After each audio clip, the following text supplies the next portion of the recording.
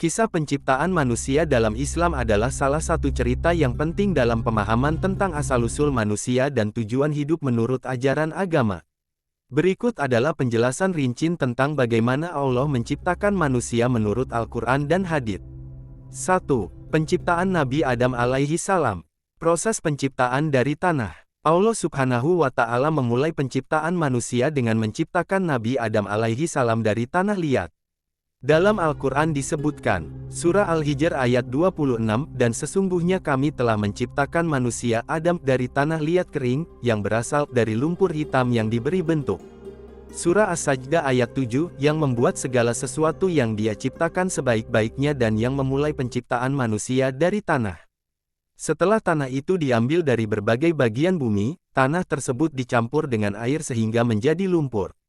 Lumpur tersebut kemudian dibiarkan hingga menjadi tanah liat yang kering. Allah kemudian membentuk tanah liat tersebut menjadi rupa seorang manusia. Peniupan ruh. Setelah bentuk fisik Nabi Adam alaihi salam sempurna, Allah meniupkan ruhnya ke dalamnya. Hal ini dijelaskan dalam Al-Quran. Surah Al-Hijr ayat 29, maka apabila aku telah menyempurnakan kejadiannya dan telah meniupkan ke dalamnya ruh ciptaanku, maka tunduklah kamu kepadanya dengan bersujud.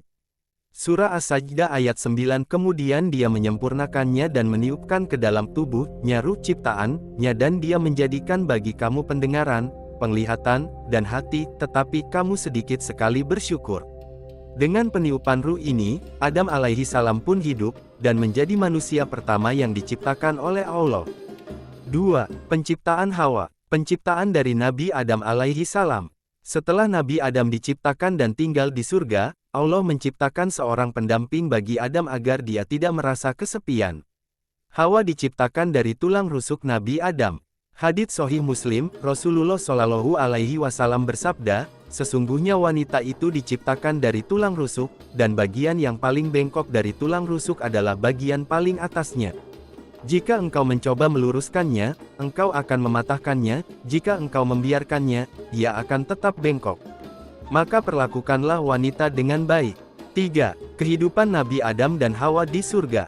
Setelah Hawa diciptakan, Allah memerintahkan Adam dan Hawa untuk tinggal di surga dan menikmati segala kenikmatan yang ada di sana. Mereka diizinkan makan dari seluruh buah-buahan di surga, kecuali satu pohon yang dilarang oleh Allah. Surah Al-Baqarah ayat 35, dan kami berfirman, hai Adam, diamilah oleh kamu dan istrimu surga ini, dan makanlah makanan-makanannya yang banyak lagi baik di mana saja yang kamu sukai, dan janganlah kamu dekati pohon ini, yang menyebabkan kamu termasuk orang-orang yang zalim. Namun, iblis yang iri terhadap manusia, membujuk mereka untuk memakan buah dari pohon yang dilarang tersebut. Akhirnya, Adam dan Hawa tergoda dan memakan buah tersebut, yang menyebabkan mereka dikeluarkan dari surga. 4. Penurunan ke bumi. Setelah memakan buah yang terlarang, Allah subhanahu wa ta'ala menurunkan Nabi Adam dan Hawa ke bumi sebagai bentuk hukuman, namun juga sebagai awal dari perjalanan manusia di bumi. Surah Al-Baqarah ayat 36, lalu keduanya digelincirkan oleh setan dari surga itu dan dikeluarkan dari keadaan semula dan kami berfirman, turunlah kamu. Sebagian kamu menjadi musuh bagi yang lain, dan bagi kamu ada tempat kediaman di bumi, dan kesenangan hidup sampai waktu yang ditentukan. Nabi Adam dan Hawa kemudian hidup di bumi, dan dari merekalah berkembang biaklah seluruh umat manusia. 5. Pertobatan Nabi Adam alaihi salam. Setelah turun ke bumi, Nabi Adam dan Hawa menyesali perbuatan mereka dan memohon ampun kepada Allah. Allah menerima taubat mereka, dan mengampuni dosa mereka. Surah Al-Baqarah ayat 37, kemudian Adam menerima beberapa kalimat dari Tuhannya, maka Allah menerima taubatnya. Sesungguhnya Allah Maha Penerima Taubat lagi Maha Penyayang. Nabi Adam kemudian menjadi nabi pertama yang pertama kali mengajarkan manusia tentang tauhid dan ibadah kepada Allah. 6. Hikmah dari kisah penciptaan manusia.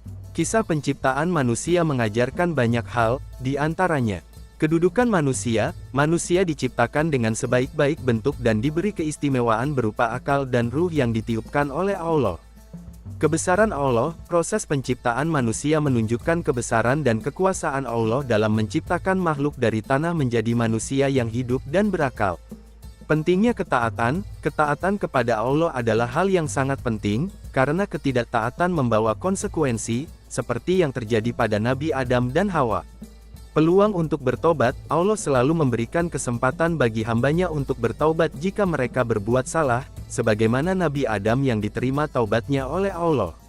Demikianlah kisah rinci tentang penciptaan manusia dalam Islam, yang memberikan pelajaran berharga tentang asal-usul, tujuan hidup, dan bagaimana manusia seharusnya menjalani hidupnya di dunia ini sesuai dengan petunjuk Allah.